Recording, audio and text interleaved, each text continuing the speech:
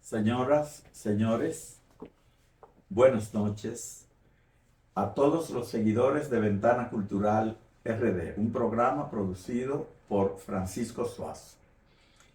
Hay en la vida vidas que inspiran vidas. Una de esas vidas que ha inspirado a mucha gente, entre las que me encuentro yo, es la vida, la trayectoria vital, personal, familiar de Gisela Romero, una académica de cuerpo entero, una persona con una gran vocación de servicio social, una educadora de vocación. Y para este miércoles, en Ventana Cultural RD, tenemos el honor de recibirla como nuestra entrevistada. Bienvenida, profesora Gisela Romero. Gracias, Alejandro.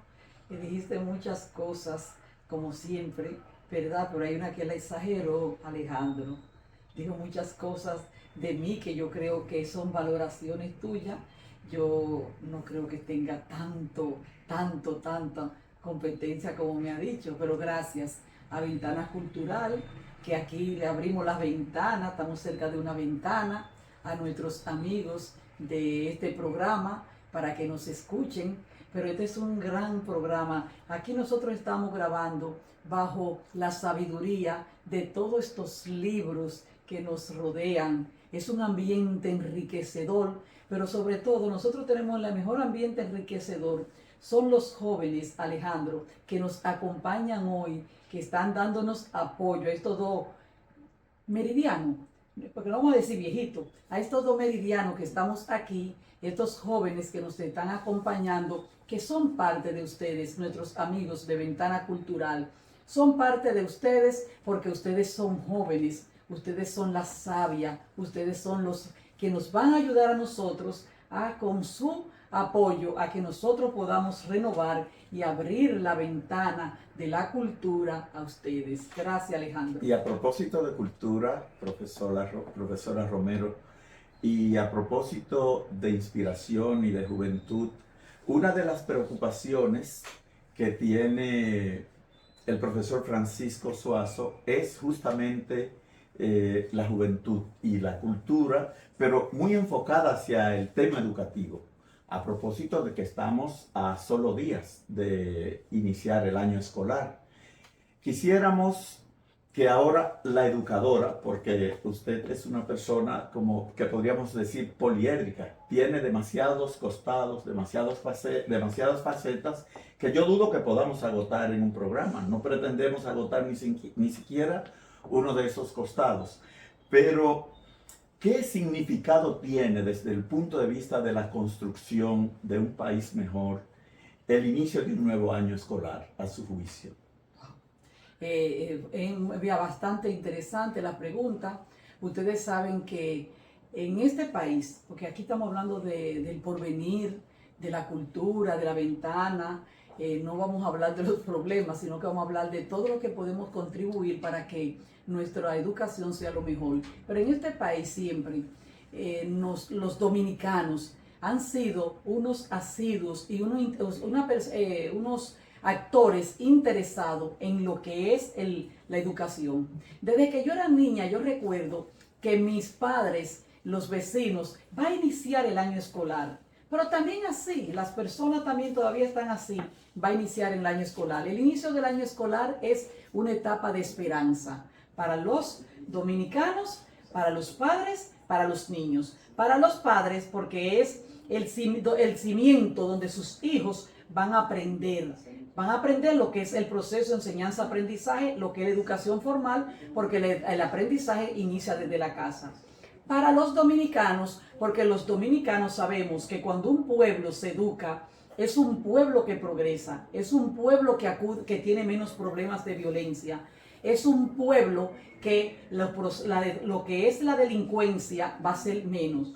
Entonces, y un pueblo que va a progresar, es un pueblo que va a progresar porque va a tener unos habitantes que van a poder dar respuestas a las necesidades de lo que son la intervención, lo que es la oportunidad de aportar a la educación. Pero también porque a los padres por eso, a los dominicanos por eso, y a los educandos, a lo que son nuestros estudiantes, lo que son los actores activos, los actores directos para los cuales la educación está dirigida, porque la educación está dirigida a muchos actores, pero sobre todo a los actores directos que son los estudiantes. Entonces esos estudiantes tienen mucha esperanza, porque son muchos de ellos, vamos a poner el caso de muchos estudiantes que son de condiciones económicas escasas, económicamente escasos, pero con un espíritu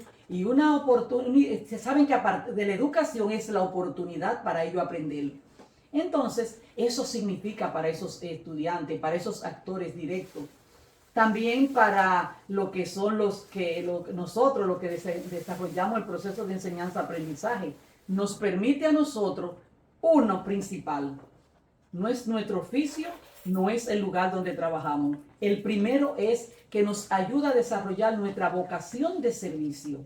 Y entonces cuando uno está ahí, por ejemplo, en mi caso, yo he sido maestra de preescolar, me encanta decirlo, de primaria, de secundaria y gracias a Dios de universitaria, solo en la ULOA tengo 35 años. Y eso me llena a mí de tanta satisfacción. Yo digo, Dios mío, qué vida de servicio. Esa es la que más me gusta decir. Si hay que escribir algo de mí cuando muere, que me digan, fue maestra de todos los niveles de la educación dominicana. Entonces, ¿qué significa esa pregunta que usted me ha hecho? O sea, significa todo eso, que nosotros tenemos ese espíritu de compartir, de desarrollarnos, y para otros actores también. Y a propósito de esos actores que confluyen en el sistema educativo, en el proceso de enseñanza-aprendizaje, ¿cuál sería el justo lugar que corresponde, por ejemplo, a la familia con respecto a los estudiantes, a la familia con respecto al plantel educativo, a la familia con respecto al educador, sí, al profesor, que es un actor de primera línea, sí, en este proceso? Bueno, diríamos la función, diríamos no solamente la función, la responsabilidad y en qué pueden ayudar. Primero, la familia. La familia es el lugar de apoyo de los estudiantes. Si en una familia no se reproduce ese proceso de enseñanza-aprendizaje que se ha llevado a cabo en un aula de manera formal, pero en un plantel escolar, porque es que la reproducción del proceso de enseñanza-aprendizaje no está en el aula, está en el plantel también. Pero entonces en el plantel hay unos actores importantes que son los de apoyo. Señores, la persona que abre la puerta, lo que es el señor, el portero de la escuela, ese señor tiene un papel importante en ese proceso de enseñanza-aprendizaje. Porque si es una persona que tiene desequilibrio emocional, no nos va a ayudar. Y ustedes saben que en la escuela dominicana ha pasado muchos casos de problemática sobre eso. Entonces ese es un actor principal. Pero también están las mujeres, las señoras, las domésticas, esas señoras tan importantes que nos ayudan. Estamos hablando en el plantel escolar, pero nos vamos dijimos de la familia que reproduce el proceso. Hay padres que dicen, pero yo no estudié educación. Pero si usted no puede ayudar a sus hijos en una tarea, en trigonometría, en un tema específico, usted le da apoyo, usted le pasa la mano cuando él esté estudiando y está un poco frustrado, como decimos los psicólogos, y usted le pasa la mano, usted le lleva un vaso de agua, ya usted está dando apoyo, usted está contribuyendo. Aunque usted directamente no puede explicar el tema, usted es un padre que tiene que tiene apoyo. Pero vamos a poner la comunidad. Si en una comunidad hay muchos colmados, hay muchos bares y hay ruidos, ahí no se le da apoyo. Yo no estoy diciendo que, bueno, pero entonces nosotros no podemos hacer nada, la comunidad tiene que estar. No, usted tiene que apoyar, usted tiene que hacer su vida normal, pero usted también tiene que saber que hay horas y hay normas para usted reproducir esa música y para usted llamar para usted poner su colmado en zona, en momento de lo que es la diversión. Usted no puede estar constantemente porque usted no está apoyando. Entonces, si hay una comunidad que hay problemática de ruido y ni digamos de delincuencia, de otros niveles, no apoya, porque son ejemplos. Nosotros cuando nos educamos, los jóvenes, los niños son esponjas, que no hemos cansado de decir que son esponjas, como dijo su filósofo Locke, que decía que el niño nacía, y lo dijo también Pestalozzi, que educador y filósofo, que decían que nacían como era una tabula rasa, que era una hoja en blanco, que lo que yo escriba ahí, en una hoja en blanco, se queda. Si yo escribo en una hoja que está escrita, no hay nada. Pero el niño no está escrito, el niño lo vamos a escribir, vamos a escribir en él. Entonces, eso es lo que significa. Todos esos actores son actores determinantes en un proceso de enseñanza-aprendizaje. Así que a nuestros amigos que abren la ventana de la sabiduría, abran la ventana del apoyo. No le estamos diciendo que tienen que intelectualizarse necesariamente, porque hay muchas maneras de nosotros trabajar con la cultura y con la educación. Hay muchas maneras. Entonces, abran eso, apoyen a los jóvenes, apoyen a los niños, para que esos niños y esos jóvenes puedan ser, como dicen todos dicen los mismos, que son el futuro, pero hacemos algo para que sean el futuro. Así que hemos iniciado un año escolar, queremos que ese año escolar cambie, que los resultados de ese año escolar en esas evaluaciones al final de año sean lo mejor. Y entonces esa pregunta que usted me hizo, que yo creo que me he extendido un poquito, es así. Y dados esos centros, esas fuentes de apoyo, dada también su dilatada carrera como educadora, su formación que alcanza incluso el nivel doctoral, ¿cuál consejo o cuáles consejos podría usted darle a un niño, a un joven, a un adolescente para mejor aprovechar todos estos apoyos, todas las enseñanzas y en sentido general su educación, su formación como ciudadano del porvenir de la República? Sí. Mire, a un niño lo llevamos. El niño tiene motivaciones, pero iniciamos llevándolo, que la primera de la motivación son de nosotros los padres. Eso está correcto, muy bien. Entonces, ahí comienza el apoyo, en que los adultos tenemos que ayudar a que los niños descubran esa vocación hacia el estudio primero. Y esa vocación hacia el estudio y el apoyo. Entonces a nuestros niños y nuestros adolescentes, los niños, yo sigo diciendo que seguimos llevándolo.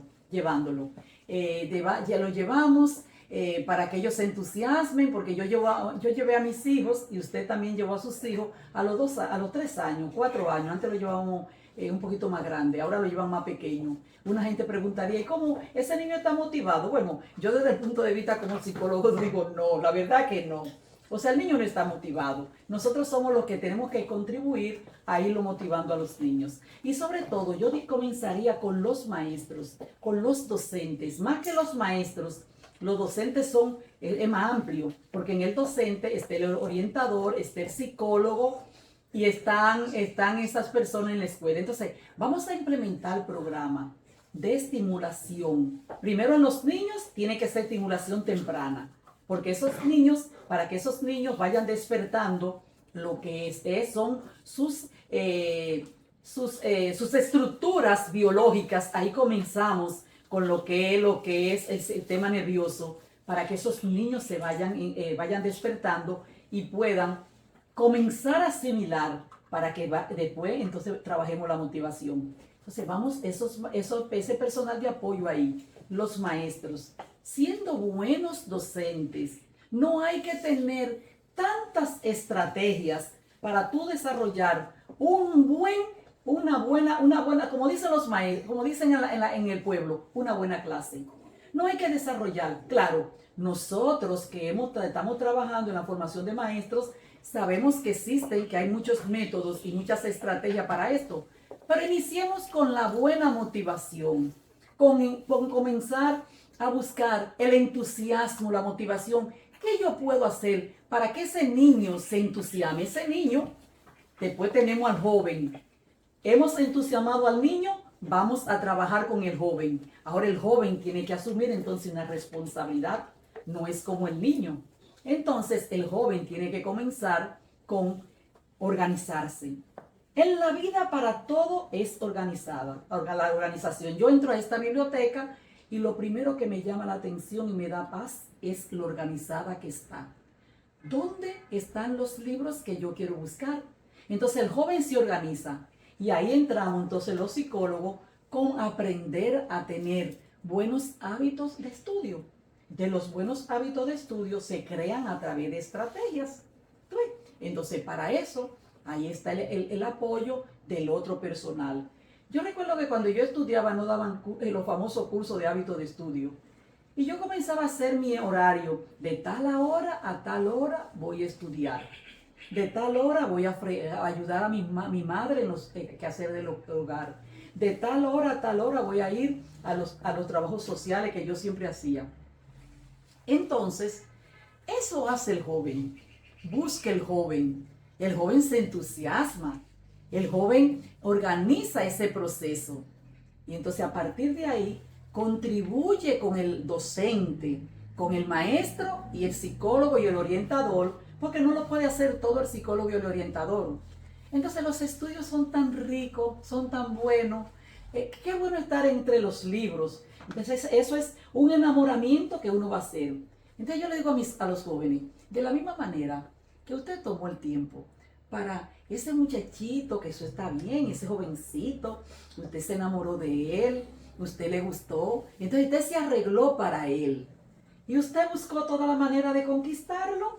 Entonces así mismo con ese libro, usted se enamora, se conquista. Yo cuando cogía mis libros, voy a coger un libro, yo buscaba, ay Dios mío, pero este libro tan grande, a mi modo, tengo que aprenderlo. Entonces yo buscaba todas las maneras de cómo yo iba entusiasmándome con este libro. Entonces ese es el enamoramiento. Lo primero de los jóvenes es estudiar.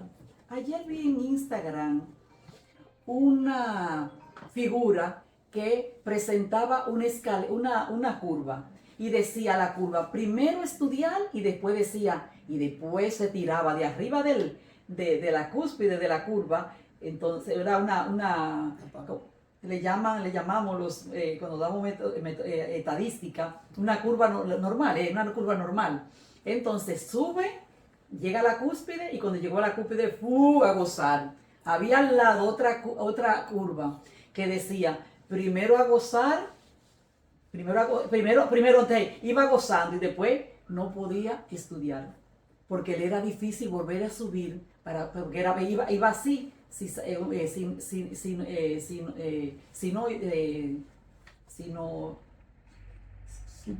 sinusoide. Entonces, después no podía subir para estudiar, porque subía, gozaba, se tiraba a gozar primero, gozó, y qué rápido se fue, porque gocé muy rico, y después para subir, para estudiar no podía. Entonces subimos, estudiamos y después nos dejamos caer en lo que es toda la gozadera. Así que... Y además de la lectura que usted ha subrayado con muchísima elocuencia, el aprendizaje de los textos, de los contenidos, ¿le reserva usted en la formación de un ciudadano cabal algún lugar al arte y a la vida en relación al trabajo social? Claro, porque yo dije la lectura porque es el cimiento que nos prepara a nosotros para el arte. La lectura nos prepara a nosotros para la tecnología que a ustedes, los jóvenes, les gustan tanto y a mí me entusiasma. Lo que pasa es que llegamos meridiano y no nos es tan fácil. Entonces, esa lectura me prepara para el arte. Claro, porque yo también, a través de la lectura, leo, aprendo sobre el arte, sobre la pintura, y me ayuda a mí entonces a si quiero pintar. Pero la lectura también me ayuda a mí ¿a qué? Al arte, al ballet. Pero la lectura también me ayuda a mí ¿a qué? Al teatro. Pero la lectura me ayuda a mí ¿a qué? A la música. Porque es que querramos o no, no lo querramos, mis queridos alumnos, no hay posibilidad, no hay, si no leemos. ¿Qué es lo que ustedes, mi amigo, ahora voy a yo entrevistar, lo que es lo que ustedes dicen los intelectuales? Que leer es todo, te conduce a todo, pero hay que aprender arte, hay que ayudarse. Tenemos la tecnología es un recurso que entra dentro de los recursos pedagógicos que nosotros, los educadores, consideramos que tanto el maestro como el alumno tienen que utilizarlo para aprender. Ellos dirán, pero que yo leo. Ellos dirán, yo uso la tecnología. Yo entro a Google, yo entro a los programas que hay de inteligencia artificial y aprendo. Pero para usted entrar, usted tiene que leer.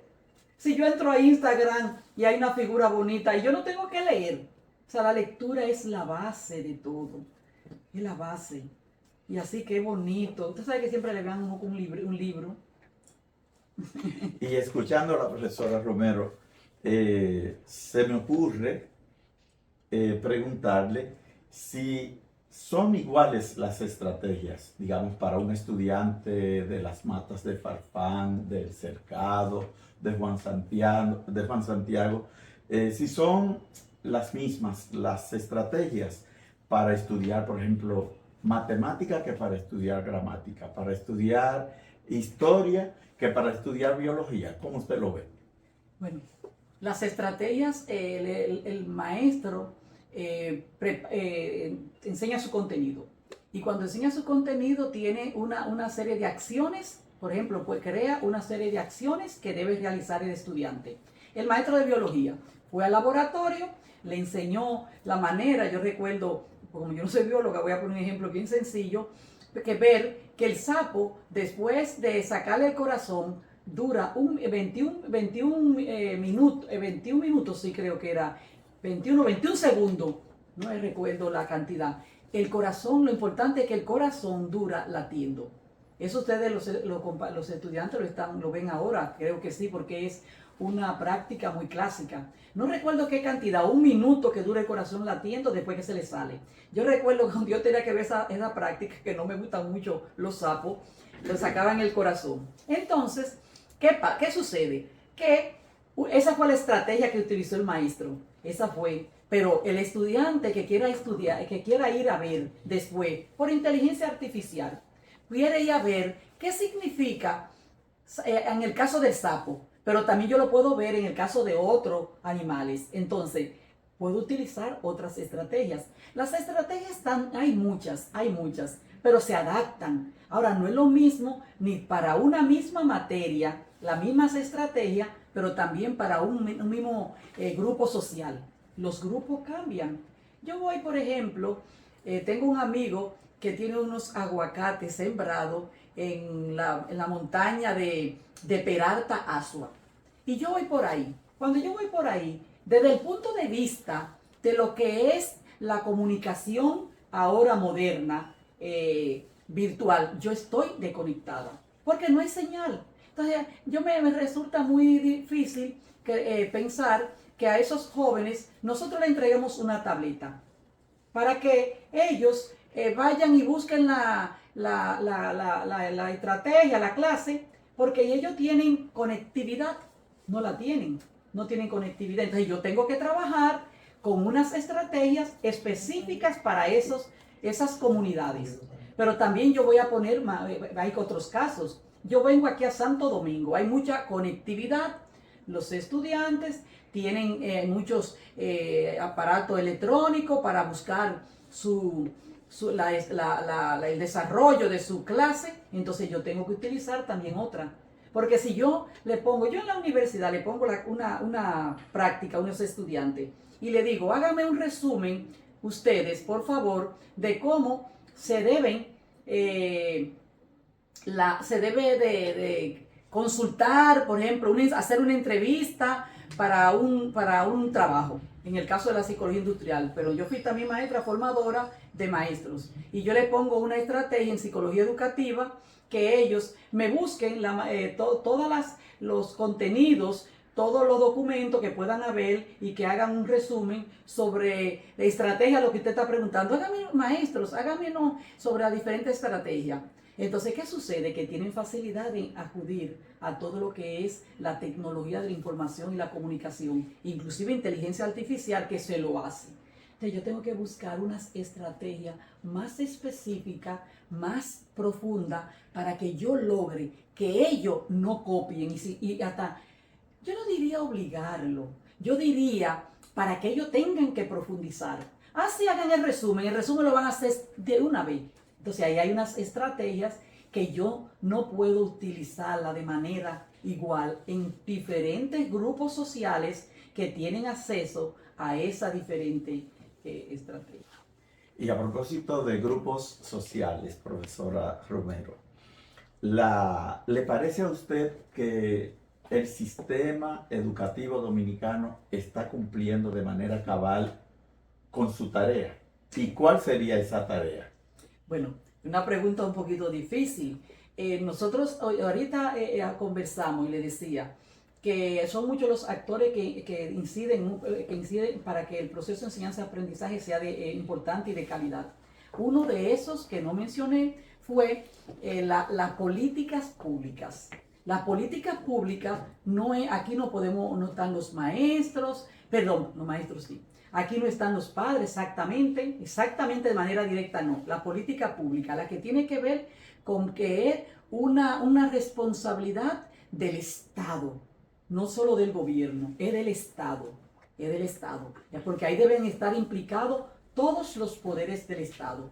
Entonces, ¿qué sucede? Que a ellos les corresponde lo que es la buena formación de los docentes, pero a las políticas públicas desde el Estado le corresponde también lo que es el currículo educativo, pero también le corresponde a ellos todo lo que es el apoyo en la infraestructura. La infraestructura son las aulas adecuadas, que esas aulas tengan la ventilación, la luz, el color, las butacas, los baños. Ay, Dios mío, ni me gusta el patio, y no voy a decirlo porque demasiado pedir, me dirían, pero te pide mucho. Bueno, entonces también estamos hablando de políticas públicas. Entonces, yo he visto mucho en la prensa dominicana la problemática que ha pasado con el inicio del año escolar. Hay escuelas que no tienen esa infraestructura física de manera adecuada, pero también el currículo, todavía nosotros los docentes decimos que hay que trabajarlo, el currículo hay que trabajarlo, tiene muchos elementos que están obsoletos totalmente, lo que es el enfoque del currículo. Ay, no, todavía yo lo digo, soy formadora de maestros, de 35 años, tengo condiciones para decirla. He sido responsable en parte del sistema educativo y entonces eso hay que trabajarlo, pero también hay que, los elementos que tienen que ver con los recursos pedagógicos. Cuando hablamos de recursos pedagógicos, estamos hablando de todo lo que es los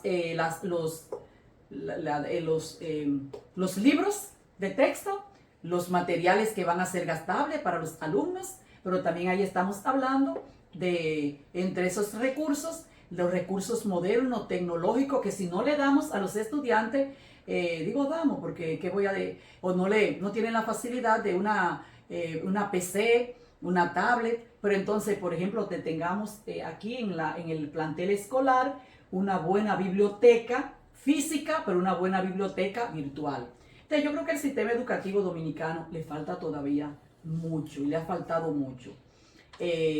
Porque los elementos tan sencillos como la infraestructura de aulas no la tenemos. No tenemos la cantidad y no tenemos la calidad de las aulas. Aquí estamos hablando también todos esos elementos que fue lo que mencioné, estamos hablando de lo que es la calidad de la educación.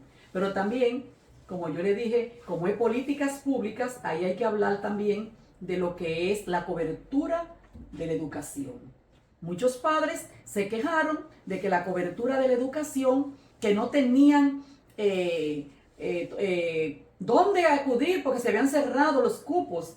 Y el ministro de Educación, bueno, buscó una manera, tiene esa manera, aunque yo no la voy a criticar, no voy a hablar de ella, que fue darle 500 pesos, 500 dólares a los padres. Pero entonces no hay cobertura para los niños y las niñas y los jóvenes. Entonces, eso es parte de lo que es la responsabilidad del gobierno. Pero entonces yo dije ahorita que la responsabilidad del Estado, porque yo les digo a ustedes, ¿y el Poder Legislativo qué está haciendo?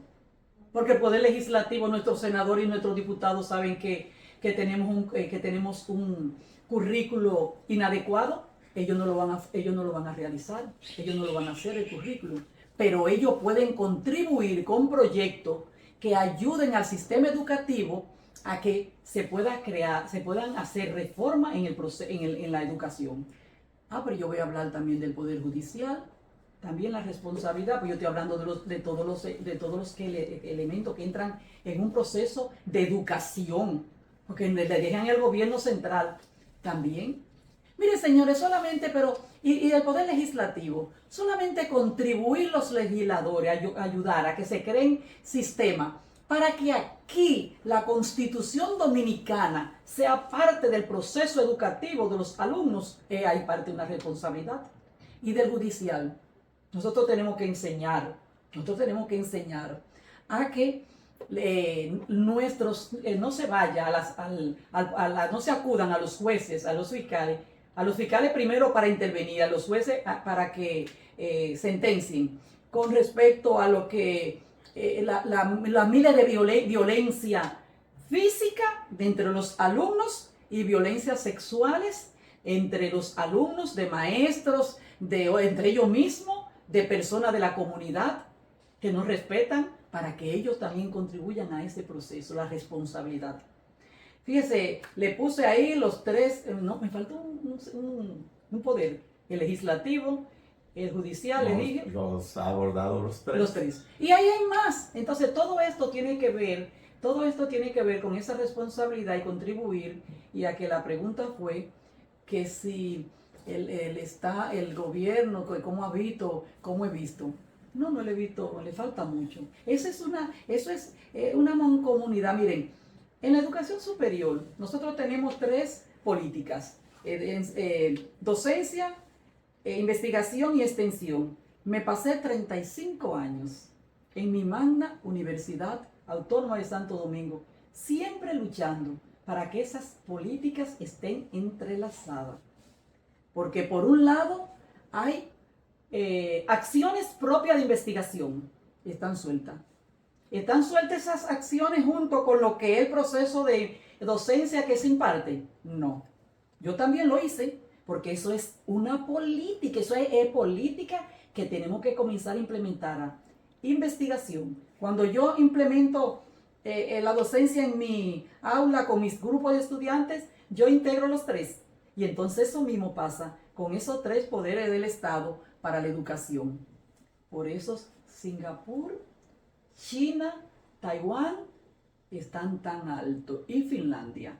Y nosotros, en el último lugar, me sentí feliz, entre comillas, cuando oí un funcionario decir que habíamos subido. Subimos del lugar 97 al lugar, 3 lugares, 87, 79. En un aspecto de la prueba PISA. En un aspecto, porque son 3. Señores, nosotros en el 97. En ese aspecto. Después, nosotros hemos estado el último lugar. Búscame la prueba PISA. Las primeras. Último lugar. Entonces, si nosotros integramos, esos países han logrado, porque han integrado, ha habido una integración de políticas públicas hacia la educación. Entonces, ahí yo creo que no estamos muy bien. ¿Y qué habrá pasado, qué estará pasando en el sistema educativo preuniversitario y básico? ¿Será que le faltan recursos, profesora Giselle? ¿El 4%? Ajá. No, jamás. No creo, jamás. Hubo hubo un ministro en un gobierno X que dijo que le sobró del 4%, y no solamente que él lo dijo, sino que después se descubrió que no había ejecutado ni una parte muy mínima del presupuesto, y eso que en este país se gasta muchos recursos en lo que es la nómina, y no logró. Entonces, ¿por qué? Y decía, pero había otro que decía otro que eso era mucho dinero. Yo creo que eso no es mucho dinero. Yo creo que ese es el dinero que República Dominicana ahora necesita, porque de hecho ese 4% no es el ideal. El ideal es que se siga subiendo. Usted sabe qué falta políticas.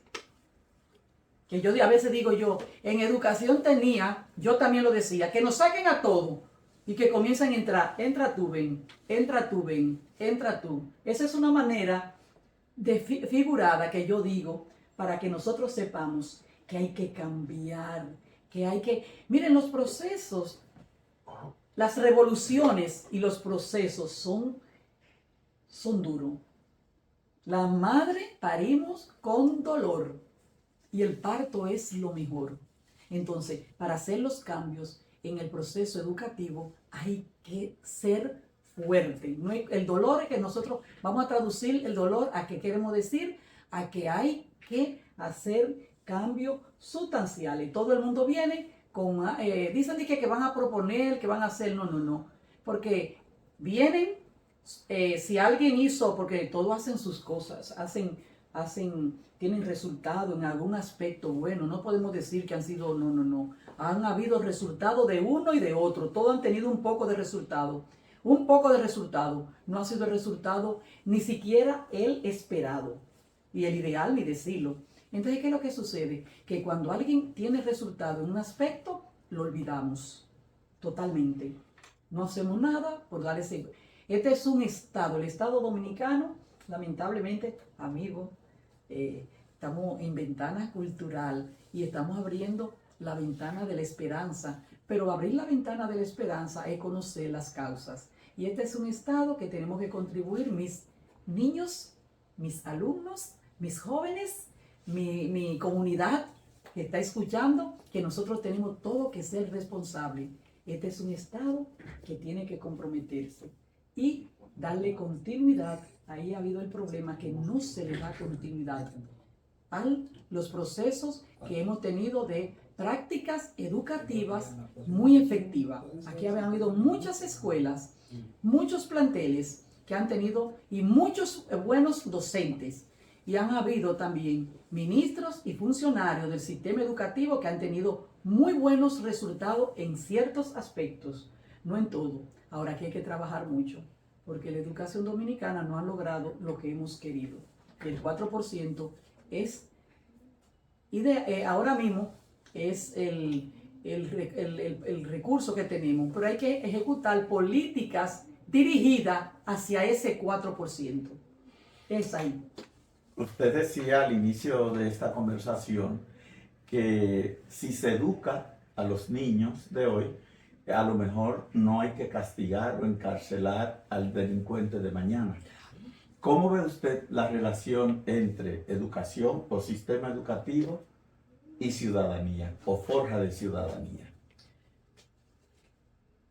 Para contestarle bien rapidito, es una relación directa. Cuando se hacen investigaciones y estudios entre el ciudadano, el buen ciudadano, ha sido un buen joven educado, un buen muchacho educado. Y cuando hablamos de educado, no me estoy refiriendo a laudes, a que ese joven salió de una escuela sigue teniendo muy buena nota. Ese joven se educó, es lo primero. Después eso de las buenas notas, las buenas calificaciones, eso lo discutimos después, que eso es otro aspecto. Entonces, ese joven, ese buen ciudadano, para ser buen ciudadano, tiene que ser educado. Educado en cualquiera de los aspectos, en educación formal, educación informal o no formal, pero educado. O sea, que vaya a la escuela. Hay gente que me dicen, pero yo no fui a la escuela y yo soy un buen ciudadano. Ay, ¿qué pasó con usted? Usted es un buen ciudadano. Usted se formó para ser buen ciudadano. Usted tuvo en la educación no formal. Usted se educó. Y hay otros que dicen que, bueno, yo no me eduqué tampoco, pero usted tuvo una buena experiencia de sus padres, de su comunidad, que también es un proceso educativo, porque por eso es que decimos mucho, la educación, lo que es ya propiamente, la educación es muy general, pero el proceso de enseñanza-aprendizaje es muy amplio. Entonces, a menos que haya un joven, una persona que ya tenga una dificultad neurológica, una dificultad psicológica, como decimos los psicólogos, un psicópata, que ya eso es otra cosa, que puede educarse y escolarizarse altamente y cuál tener ese problema. Entonces ya esas son otras intervenciones que hay que buscarla por otras áreas, que también contribuyen a lo que es la educación, que es la psicología, la orientación, la psiquiatría, pero un buen ciudadano está directamente proporcional, y quería utilizar el término matemático, directamente proporcional a lo que es la educación. De las tres maneras, de las tres condiciones que yo le dije, está directamente. Muy escaso, muy escaso. Han habido casos de personas que han tenido problemas. En el país hubo un escándalo que tenemos que el país lo conoce, la doctora militar que decapitó a su hija, pero sabemos ya que esa señora tiene un problema psicológico y un problema que integró hasta los problemas religiosos. Entonces, pero ella se educó y mira, hizo esto. No, eso fue lo que acabo de decir ahorita. Pero difícilmente una persona que ha recibido una buena educación y que ha querido, difícilmente sea un mal ciudadano. Se dice que fue excluida del currículum hace ya algunos decenios la filosofía, que se enseñaba también nociones elementales de psicología, la moral y cívica. Y usted planteaba ahorita que sería muy de desear que se incluyera, por ejemplo, educación constitucional en el currículum. Sí. Y le pregunto yo, ¿a usted le parece que deberían volver esas áreas al currículum, adicionando tal vez incluso la conducta vial, que se ha convertido prácticamente en una epidemia en la República Dominicana? Sí. Hay gente que me encanta, esa pregunta me encanta. Fíjese, cuando nosotros estudiábamos, yo recibí filosofía, psicología, educación cívica, y ahí en educación cívica, que lo que le llamaban moral y cívica, que ahora no debemos llamarle moral y cívica por una conceptualización que hay sobre eso, porque ahora todo lo que hay que moral, o moral y ética. Entonces, sí, nosotros los dominicanos vivimos ensayando en todo. Vivimos ensayando, queriendo adoptar enfoques curriculares de otros países que ya están inclusive más desarrollados que nosotros en ese proceso. Y nosotros se sacó unos ministros, una ministra se sacó. ¿Por qué? Se quiso, pero no porque quería que no se diera. Lo que sucede es que el enfoque que se le quiso dar era la educación transversal. Que el maestro, por ejemplo, de matemática, hablara de educación de cívica, lo que era moral y cívica, ética. Cuando estaba hablando, por ejemplo, ese maestro está hablando de las conceptualizaciones de aritmética también, entonces enseña a los niños que hay que tener cuidado, que cuando se hace un negocio, por ejemplo, me ocurre a mí, entonces es transversal.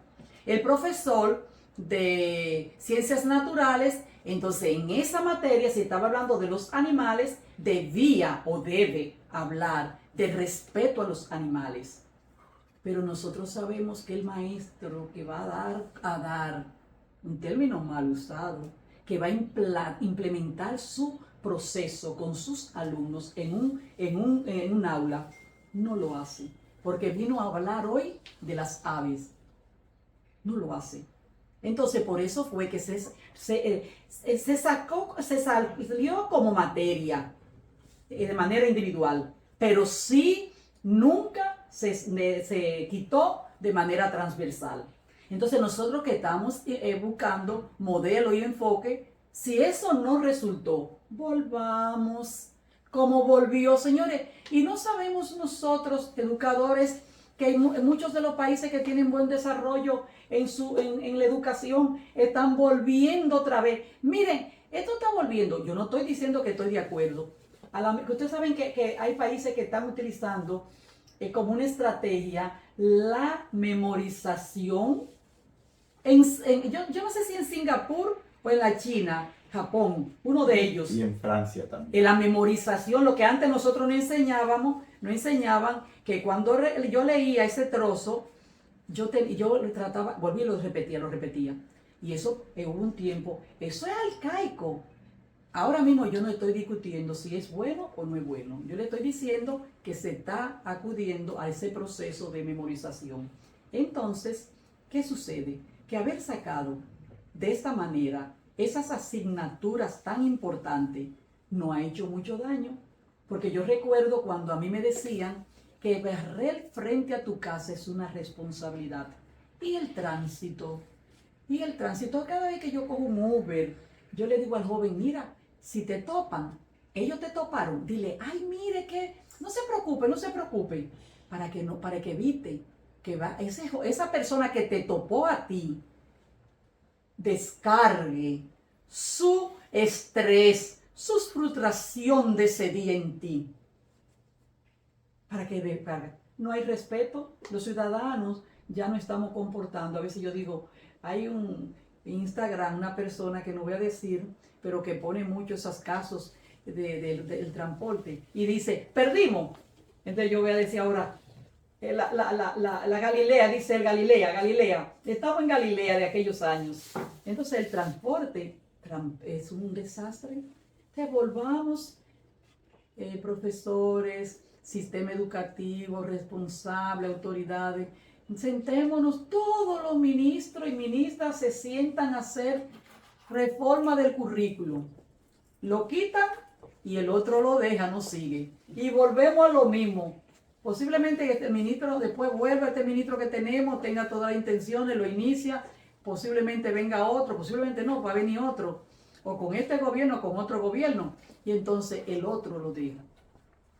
Ese es el currículo, porque eso es una introducción del currículo, por eso decía las responsabilidades de las políticas públicas, una de esas responsabilidades del currículo, para poder introducir lo que son esas asignaturas de filosofía, de psicología, de educación ciudadana, que podríamos ponerlo educación ciudadana hoy en día. Cuando usted hacía alusión al momento en que usted se formó, como se alfabetizó, hizo sus primeros cursos y luego su bachillerato. Y en ese momento, los niños no podían pasar de primero a segundo, por ejemplo, si no sabían leer. No. Pero luego se suprimió también y se estableció, porque parecería, como usted de algún modo sugería, que el Ministerio de Educación es como un laboratorio de inventos, de ocurrencia. A cualquiera se le ocurre cualquier cosa y no piensa en reformarse él, ni en reformar su familia o su empresa, pero sí en reformar cualquier cosa del currículum o del Ministerio de Educación.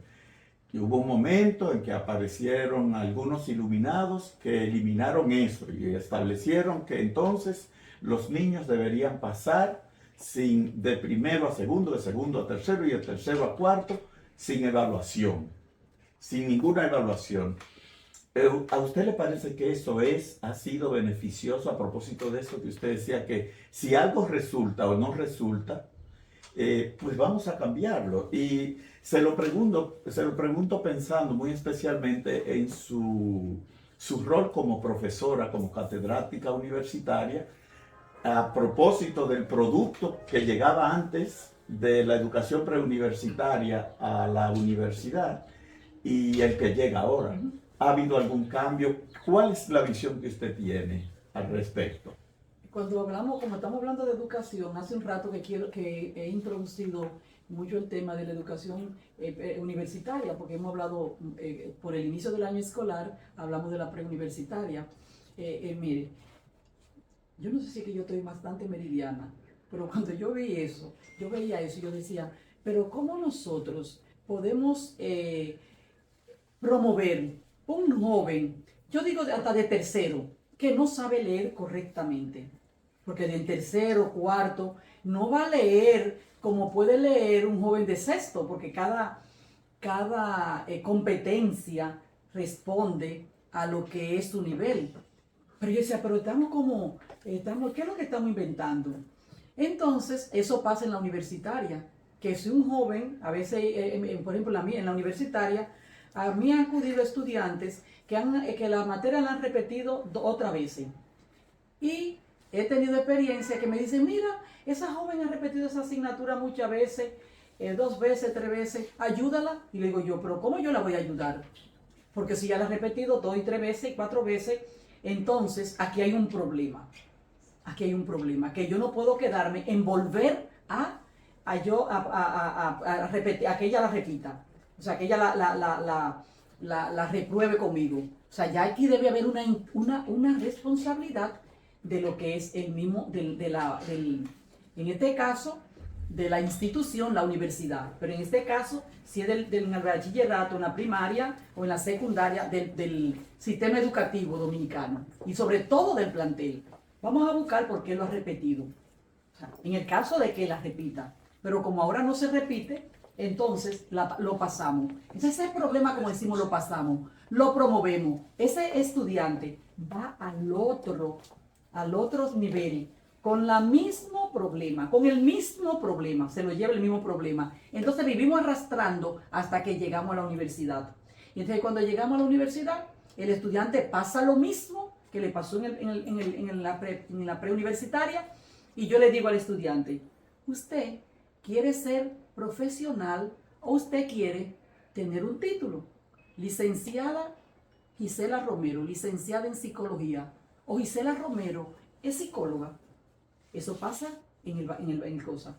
Es un joven que está en 5º curso, que responde a las competencias del 5º curso.